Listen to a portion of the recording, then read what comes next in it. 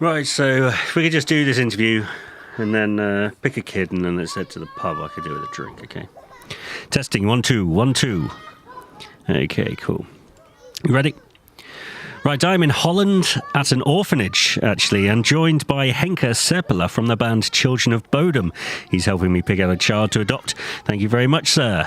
But before we do that, let's talk about your album. You're set to release your new 8th album, Halo of Blood, on June the 10th this year. How is the album set apart from your previous releases? Yeah, there's these obvious things like there's 10 tracks. And then there's the 40, it's over 40 minutes. We have fast song, one of the fastest songs we've ever done, maybe the fastest even, and we have definitely the slowest song ever written on the album. It is somehow more dark and cold. I don't know why, but it is, in my opinion, it's quite heavy and it has this cold vibe in it. I don't know where it comes from, and I don't know why it sounds cold. I don't know what's the thing that makes it cold. Now, the album was produced by Hypocrisy and Pain frontman Peter Tagtron. What's Peter like to work with in the studio? Peter is an old friend of ours, so we know him personally very well, and he's a really good guy. And he's been running his own studio for years, and so he's a professional, of course, on that field. He's a great singer, death metal singer. So he's or vocalist, I would maybe say.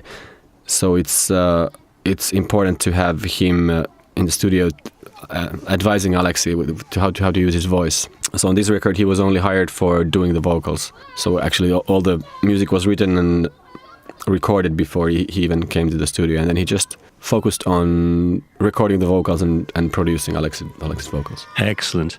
Right, now you had Sami Saramäki create the artwork, who previously created... Whoa, look at that kid. That is an ugly kid. Whoa, that is an ugly kid. Henkka, we are not taking home an ugly kid. Promise me we're not... Anyway, what was I saying? You had Sami Saramäki create the artwork. Now, Sami previously created the artworks for Follow the Reaper and Are You Dead Yet? And I'm sure there's a Hate Crew Death Roll as well. What made you want to use Sami again? We had Jussi Hyttinen do these 2 previous albums, and he's being a photographer, so everything was based on photographs with Blood Drunk and with Relentless, and we just thought that we would for a change to go back to Sami. We actually considered some other artists as well, but then we decided to go for Sami because we know his style and we like his style, and it's just always been super easy to work with. He's like a guarantee. We know that when we work with him, we get a really pleasing result. Well, yeah, he's a damn good artist. Right, just like I am here trying to find my favourite child, do you have a favourite track from the album yet? Yeah, it changes a little bit all the time. It's either Dead Man's Hand on You, which is the slow song, or Halo of Blood, the fast song, or Transference. Would you say that Halo of Blood is an album that returns to the roots of Children of Bodom? I don't feel it, and we don't feel in that way. But I've been talking to journalists a lot lately, and a lot of people compare this album somehow with the first 3 albums we did. So in a way, there has to be some sort of a truth to it, that there's some elements that we've been using earlier times, but we always do the music in a way from the scratch, and we never think about going any direction. So everything is very spontaneous. So it's up to the listener to decide if it's back to the roots or not. But there's definitely more melodies, and there's more of this, maybe this aggressiveness or the black metal influence maybe come from or remind of the earlier albums. You've returned to your original label, Nuclear Blast, for Halo of Blood. How does it feel to be back with Nuclear Blast? It feels great. In a way, it's not our original label, but we were, the first 3 albums were licensed to Nuclear Blast in Europe, so we were actually under Spine Farm. But we worked a lot with them with the first 3 albums, and through them we got our first, European tours and stuff. So now that we came back, it was quite easy to go back because they're still the same guys in the head office. We know the guys and we know how they work. it feels really nice and confident to be with this label. Yeah, excellent. Now, you've recently announced a UK tour starting in October this year. I'm really looking forward to it. Hopefully catch you on one of your Southwest dates. How much are you looking forward to the tour? We are looking forward a lot, of course.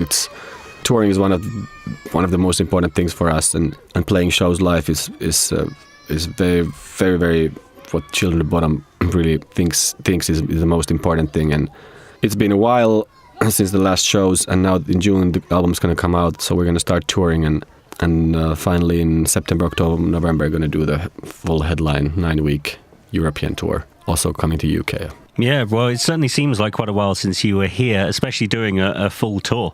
What are your fondest memories of the UK then? There's lots of good memories. Probably selling out Astoria was awesome. And then in general, to play in many different cities and have surprising a lot of people, it's always just feels amazing. Especially we haven't played UK, like we started quite late compared to the other parts of Europe. We started quite late here, so we still feel kind of like a new band here, even though we've been playing almost 10 years in the UK. But it still feels amazing and surprising when you see a lot of people somewhere, anywhere here in UK. Right, we should wrap this up right about now. So any message you would like to leave for the fans? Yeah, check us out. Check us out, our new tour dates, promoting Halo Blood, and October we'll be around UK, so hopefully see you there. Brilliant. Well, thank you very much, Henkka. Right, man, let's just pick that one there and let's go get pissed. Yeah, can we have that one? Brilliant, cheers.